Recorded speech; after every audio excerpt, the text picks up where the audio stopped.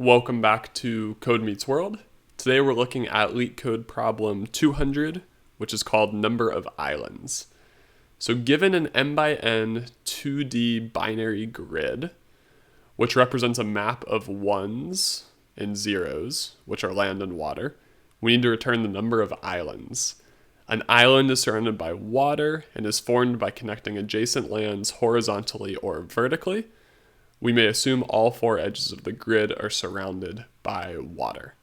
In this case, it looks like there's one big island, which is formed by all these ones. And down here, the answer is 3. So there are 3 islands, which I think are these ones, this one, because we don't look diagonally, and these ones. So on the whiteboard, I have drawn the second example from the problem write-up, where the answer should be 3 islands. And I've put the ones in green because that represents the land, and the zeros are in blue, which represents the water. And it also said in the problem that we can assume that the grid is surrounded by water on all 4 sides. So I've drawn that blue box on the outside. On the right here, I have a count variable and a queue, and I'll talk about why I have those in just a moment. What we need to do to solve this problem is come up with some sort of way to identify these 3 independent islands and return that number. I think this is best going to be solved with a graph, because we can think of this as searching for groups of ones in a 2x2 grid. So we really have 2 separate search algorithms that we could use. One of them is breadth first search, one of them is depth first search. For this problem, I'm going to go with breadth first search, and I'm going to walk you through how I would use that to find each of these islands. So we'll start by just looping over every value in the grid. So we would start here with the 1 in the upper left-hand corner. And anytime that we see a 1 in this initial loop, we should increase our count because we say, okay, there's a 1 here, so I know that there's going to be an island. So the very first thing that I would do is increase the count to 1 because we've seen land, meaning we're going to see an island of some size. Once I know that, we can start at this element where we saw the 1 and begin our breadth first search there to see how big the island is. So to do that, as soon as we saw the 1, we would add it to our queue, meaning we need to process it. So then we would start the breadth first search algorithm, and the first thing that we would do is pop whatever is on the queue off and start considering it. So we'd consider this 1 right here. And because it's a 1, we know that there could be more land connected to it. So we need to search for land that is connected either horizontally or vertically. So in this case, we need to check below and to the right. We don't have to worry about checking above or to the left because that's off the grid. So we would add each of them to the queue because we know that we need to consider them. So we would go ahead and add each of those ones to the queue. And because we just considered this value, we need to make sure that we don't visit it again. So to do that, we could have some sort of auxiliary data structure to keep track of which nodes that we've seen. But what I think we can do instead is just turn that value into an X. That way we know we've already explored that one. We don't need to explore it again. Now that we've finished processing that first node, we continue our breadth first search by coming down to our queue and popping the next value off the end of it, which in this case would be this 1. Because it's a 1, we have to continue searching to see if there is any more land connected to it. So we need to add all of its neighbors to the queue. So that's an X, a 0, and a 1. So we will go ahead and add an X, a 0, and a 1 like that. Now that we've considered all of its neighbors, we've visited this node. so we can change it to an x, so we know not to come back. Then we go back to our queue and grab the next value and pop that off. So we're considering this one here now. So we would say, okay, it's a 1, so we need to look at all of its neighbors again.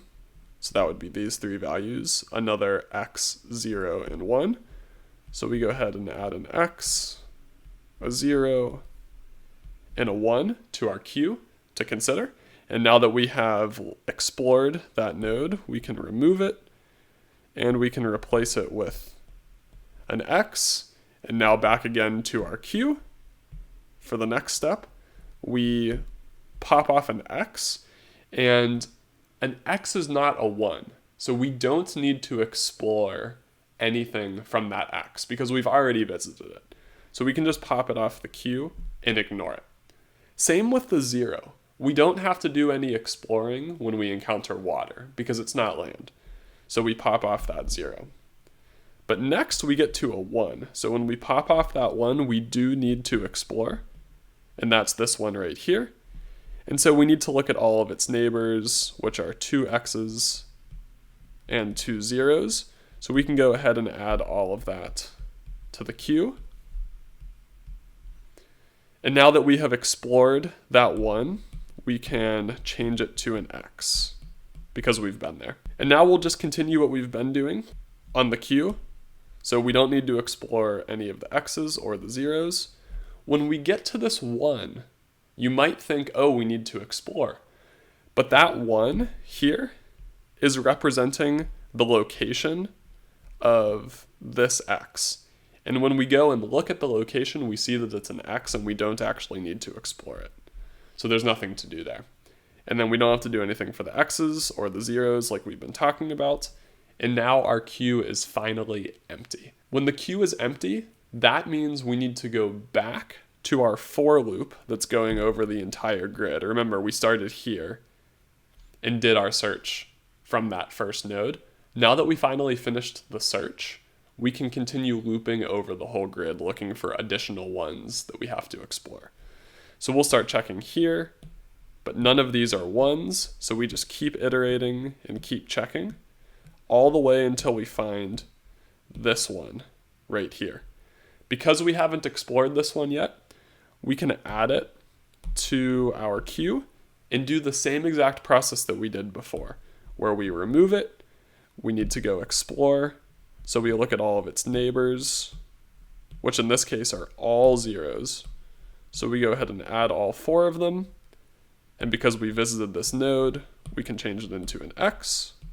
Oh, and I forgot one important thing. When we saw the 1 in the original loop, we should be updating our count to increment it by 1. So in this case, it would turn into 2. That's very important because we need to return our count of the islands.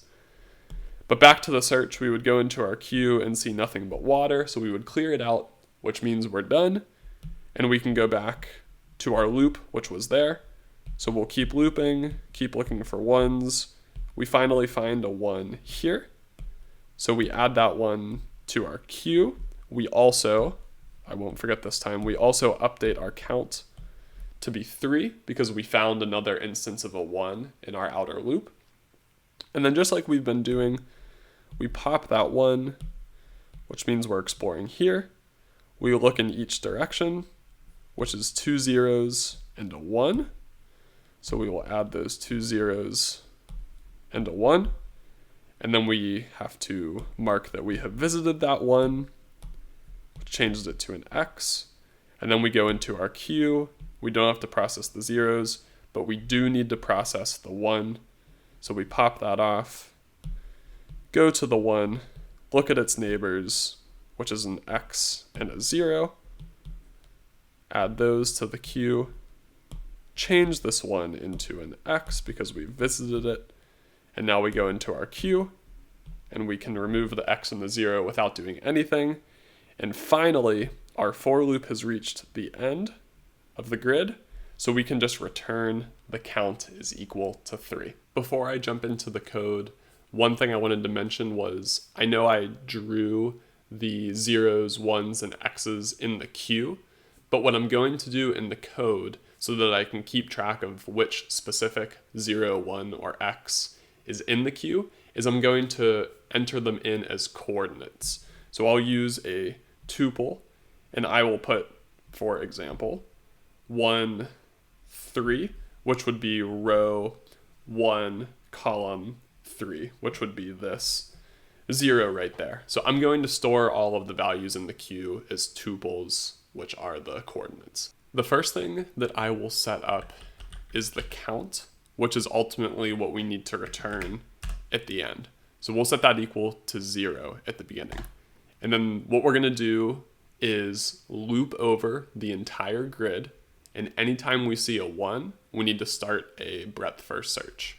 So my loop will be for I in a range, and this will be the length of the grid, so looping over all of the rows, and then we will have to loop over all the columns as well, so we can say for j in range, and this can be the length of the first row of the grid.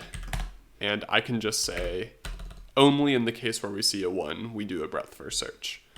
So if grid ij, if this equals, and they're all strings, I didn't really point this out on the whiteboard, but these are all strings, not integers. So if we see the value 1 is a string, this is land. So this is a signal that we need to do two things. We need to increment our count, because this means we've seen an island. And then we have to do I'm going to do a breadth first search. So I'll abbreviate that BFS. I'll do a breadth first search starting from coordinate ij, and we're going to be searching within grid. And I don't have to return anything here, because what the breadth first search is going to do is simply mark the entire island as x's.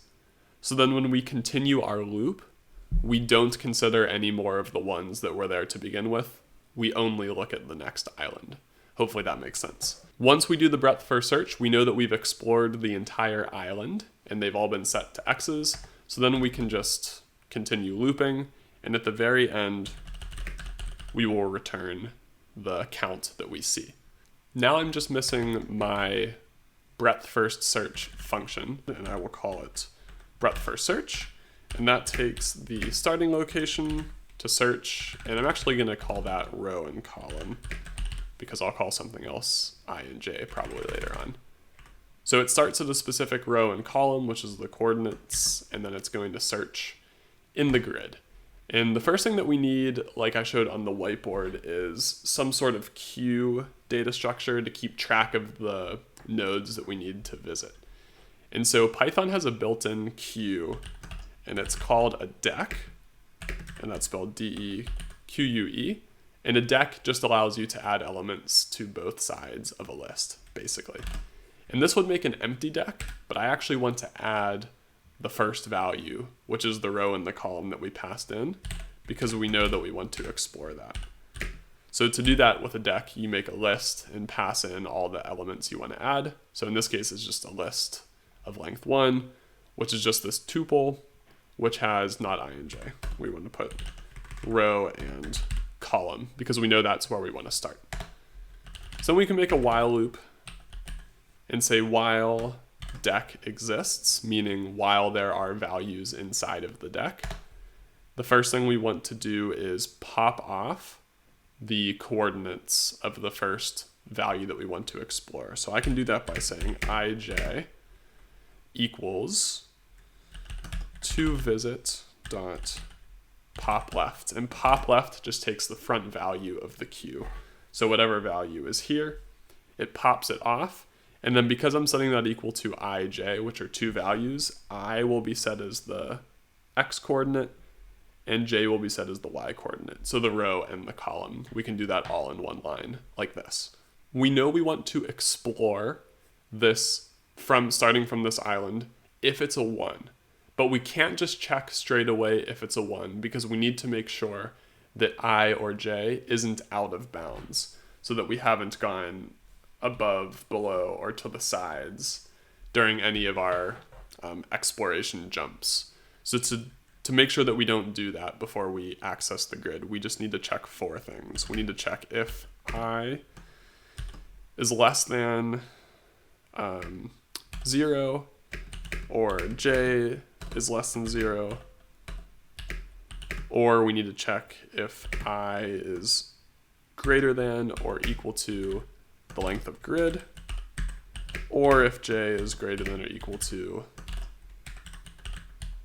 the length of the row, like that. So if any of those things happen, we just need to continue. We do not want to access the element because it's going to be out of bounds. So we just keep looping in that case.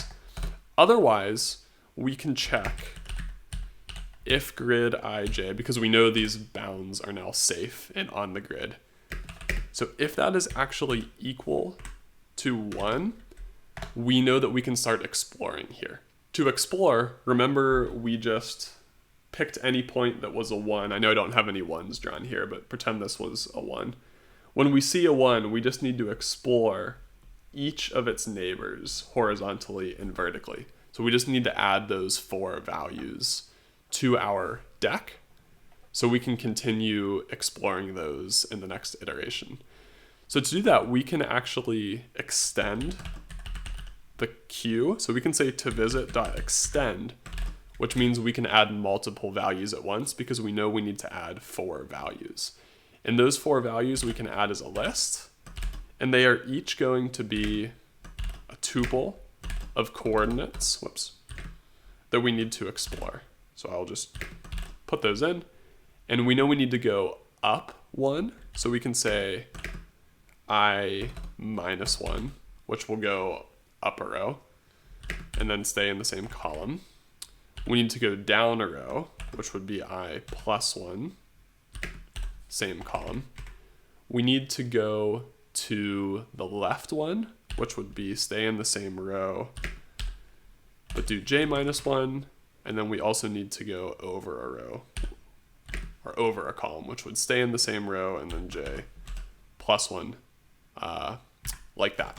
And then the other thing we need to do when we see a 1 is after we've explored, which is what this is exploring each direction, we need to mark that 1 as an X, like we did in our example. So to do that, we can say grid ij equals, and we can set it as, in this case, a lowercase x. Now that we have all of this, let me make sure it's all on the screen. Let's go ahead and run it. I have an error here. I said while deck. I mean while to visit, because that's the name of the variable. Whoops. Let's see if that fixes things. Yes, so that is running, and that passes the 2 test cases.